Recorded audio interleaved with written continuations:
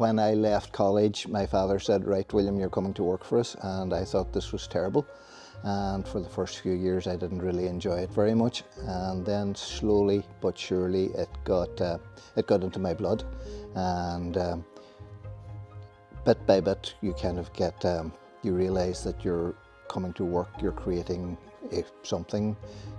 When you actually have a design, you can go and work on the loom, create it, see if it looks nice, see if it's a failure, and then the whole creative ambience starts to flow, and then you realize the creativity of the whole thing is a big part of it. Okay, there are lots of other day-to-day business problems that we all have to encounter, and breakdowns and all the things that drive me crazy, but the creativity of it's nice. And then the second part of it is if you're away somewhere in some big city and you're walking along and you see somebody walking along wearing one of your scarves, that's like, lovely.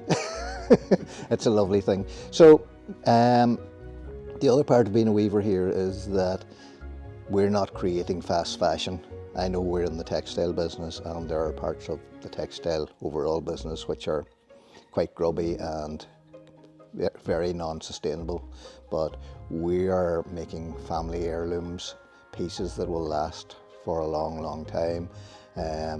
It's not uncommon to meet somebody who got a wedding present 40 years ago and they still have their blanket, and it's that kind of thing that gives you a buzz. We're not looking to produce container loads of items, sell them as quick as we can and make more. We want to make a genuine product with integrity and provenance and make it last and do what we're promising the customers it will do, and provide years of comfort and warmth. So it was started by my father in this building here in 1950, and a few years ago a lady came from Australia who was originally from Ireland. She was quite elderly, but she said, I was here the day the first loom was brought into this building, because she was working as an intern in the Tweed shop next door in those days, and she was able to explain all the excitement about it. And so probably for 1950, 51, 52 it was like a little part-time thing, and in 1953 then the business got going properly. And in 1957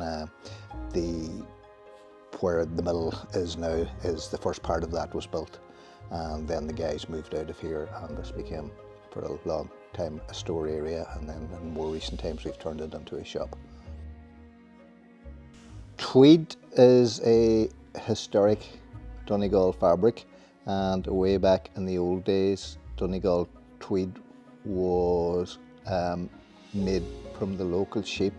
It was spun, and the yarns were spun in people's homes. The weavers were all individuals who were around cottages. Maybe not so much in this area, but around Ardara, Donegal town, Kilcar would have been the main centre of tweed in Donegal. But in the early 50s, when my father started the business here, he got 3 hand weavers to move from Ardara to Downing's Kerrigart area to start the process of formally training the guys here how to do everything. So that introduced weaving to Downing's and surrounding area. Donegal tweed nowadays is it's on the verge of getting protected status from the EU, so that when Donegal tweed will actually have to be produced in the geographical area of County Donegal for it to be called Donegal tweed, so particularly for items sold in the European Union. So the PGI status, as it's called, should be sometime later this year or early next year. So some of the guys at the Donegal Weavers have been working very hard on this for around 10 years to get this finalised, but it's in the last stages now of getting finalised. Our inspiration is twofold. Firstly, when the weather's nice here, it's a lovely countryside, so we see the ocean, the hills and everything, so that's the first inspiration. Second inspiration is when we go to trade shows.